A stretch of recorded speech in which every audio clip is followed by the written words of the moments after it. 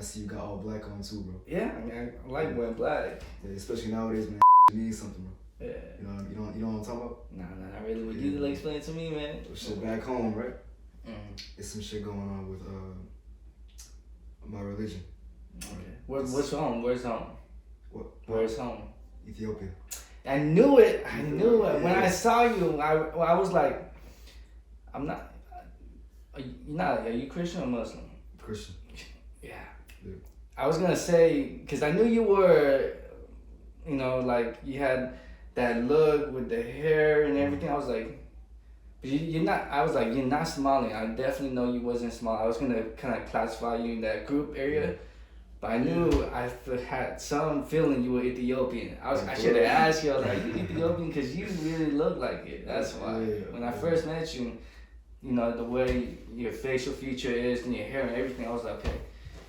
But I didn't want to go ahead and just start characterizing niggas. Yeah. I didn't want to say that. Straight. But right now the government's killing Ethiopian Christian Orthodox. Oh wow. Orthodox That's believers. crazy. And they use black as symbolism, as mourning basically. Yeah. To grieve the fallen priests and shit. Yeah. You feel me? So yeah, I appreciate you coming in black and shit. Oh, black. You didn't even know and shit. I don't even know. You I didn't can't even know believe and shit. it. You feel me? Usually I like to wear all black. Yeah. So is it they're prosecuting them, or is it genocide, or what's happening? It's like a genocide thing. You feel me? Like right now, it's looking like it's about to be a genocide type shit. You feel me? Okay, so how long ago did it start? Like maybe 2 weeks ago. Oh, so 2 weeks ago. Relatively new. Yeah. So, And what's the reason for them doing that? Is the government doing it, or the government's doing it? The government. Yeah, because they're trying to elect new popes or new patriarchies. Yeah. That are illegally there. Mm. So and the government's trying to push for it basically, right? So the priests that were originally there, like excommunicated them, so like they're outside now. Oh wow! So they're just pushing out. And so the government they noticed that, and now they're cracking down on the priests and shit, running into churches, killing the believers and shit. Yeah, bro. Wow, that's crazy. Religious persecution, today's age. Yeah, one of the priests were speaking out on what happened to them. They said that that their clothes were stripped and shit. The people who came in, they took out their clothes, and he was about to rape the priest. What? That's crazy. It's crazy. So that's crazy. Sick as fuck. The world we live in, we think that after years of everything happening in the world, it's still going on. It's like history's still repeating itself. Yeah. Because we still don't learn from it. Yeah, bro. We learn the history, but we don't know how to prevent it. Especially in Africa, bro. It's like we living in the past then. You feel me? Yeah. It's like shit like that still slides. You feel me? Yeah, like I'm Korean, and I'm pretty sure you know about what's happening right now. It used to be like 10 years ago. It was like okay. I mean, it was okay, bro. Okay, but then just again, the military was starting up again another war, and now the Korean people is having a genocide. It wasn't as bad as before because it was like 50 years war. Yeah, bro. But now they're doing it again, and then now they got more firepower to do it. Damn. It's happening. They're like burning villages, bombing villages. Yeah, bro. Because in Burma, bro, there's not like there was never a president, right?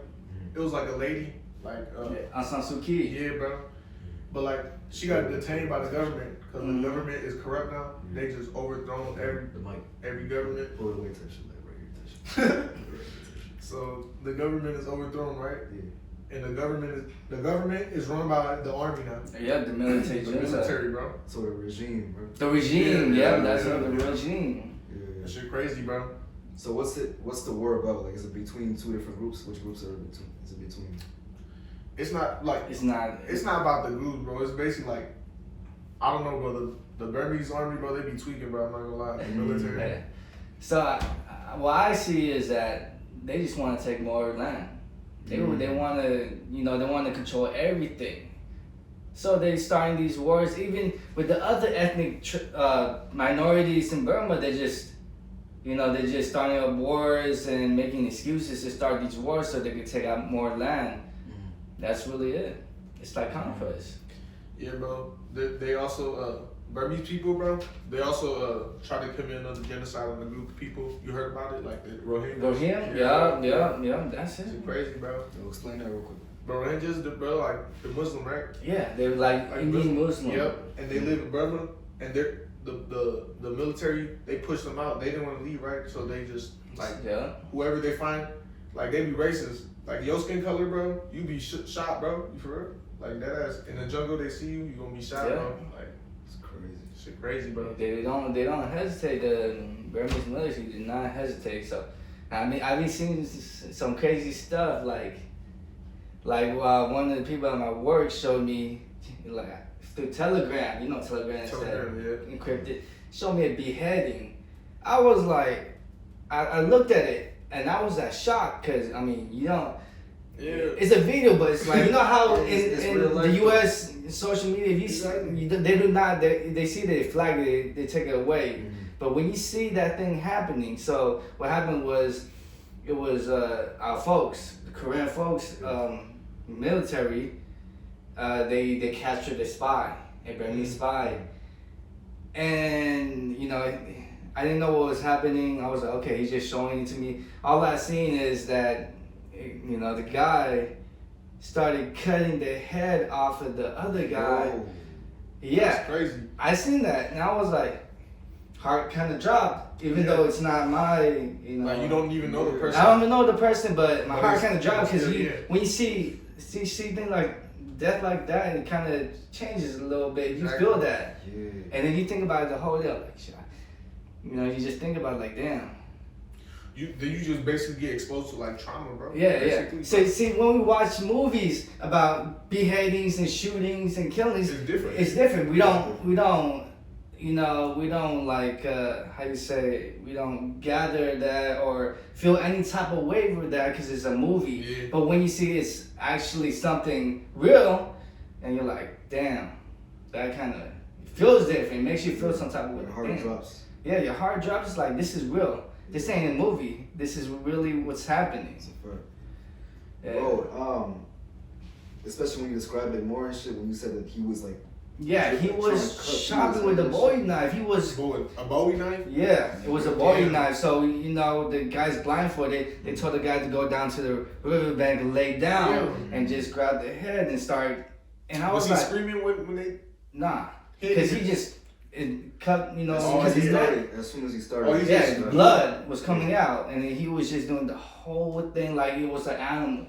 Damn. So it's like, atrocities like that, it's like, for them over there, that's what they gotta do. Exactly. They're That's- exposed to that. It's do or die. You either do this or you die because the repercussions of not killing the enemy will backfire on your people later on. So when it comes to war, you have to do what you gotta do for your people, regardless of how it makes you feel. Because taking another life, even like killing another animal for its food, still it's like kind of like it takes a toll on you. It takes a toll on your mental, your soul, and everything. Yeah, so that's some real stuff. I was like, okay, I'm not trying to live happy, man. But it's like I can't forget that. Once I seen it, it's already ingrained in my mind. I'm like, oh, It's fucked up. that's some real life stuff. Life shit, man. Yeah. Shit crazy, bro. Yeah, because when you said it at first, I was like, okay, he just chopped his shit, like just, damn. Yeah. Bro, and he still went through it, bro. Like the dude that His did head it, just bro. dropped into the water? No, he grabbed the head and he showed it to the camera. Nah. Yeah. Was So the dude like predominantly like he was young? I don't know. Can't tell, but it was a guy that was blindfolded. No, the guy that was doing it. Yeah, well, he was young. Like he had his face revealed? But that's crazy Yeah. because Face reveal. they don't feel no type of emotions because they grew up doing that shit. Yeah, you know? so he Caress, was even, like, he soldiers, was bro. like, he had like smile on his face kind of thing, like he did that, like that's, Bro, like it was an achievement. yeah, basically, like, and he was licking the blood off the knife. Nah, I was like, yo, That's crazy, bro. yeah, it's it's different when you go up there and that's what you gotta do. So it's like, in some way it seemed like it was amusing for him. So yeah, that really happens, and I mean I'm pretty sure they don't really care, because they gotta do what they do. They probably That's already normal killed. for them, bro. It's normal. It's probably they already killed people, like Exactly. had to kill other, military Burmese, Bro, Burmese military. For the kids over there, the shit we doing right now. Like that shit. For the kids in Burma right now, the soldiers, the shit we doing right now is different for them. They guys don't sit in the room and they are sitting on the table playing out like, damn, we finna take this village type shit. You feel me? Yeah, bro. They're geared up. Hell yeah. They're like they wake up like every day with like a gun in their hand kind of thing. Like what's the next meal gonna be like, or am I gonna live today to see tomorrow type stuff, because you never know when the bomb's gonna drop on you over there. You never know when your village gonna get burned or military raid's gonna come through. It just happens. A lot of people are displaced out there. A lot of Korean folks are displaced, and it's not even us Korean folks. There's also other minorities there are displaced because the military wants to take control. Then they do it by taking taking the villages. They want more territory. Take the villages, burn the villages, bomb the villages. Conduct raids and stuff. And that's really what happens, man. Bro, one thing I say is like that's really what's going on in my country too, to be honest. But instead of the government doing it, it's other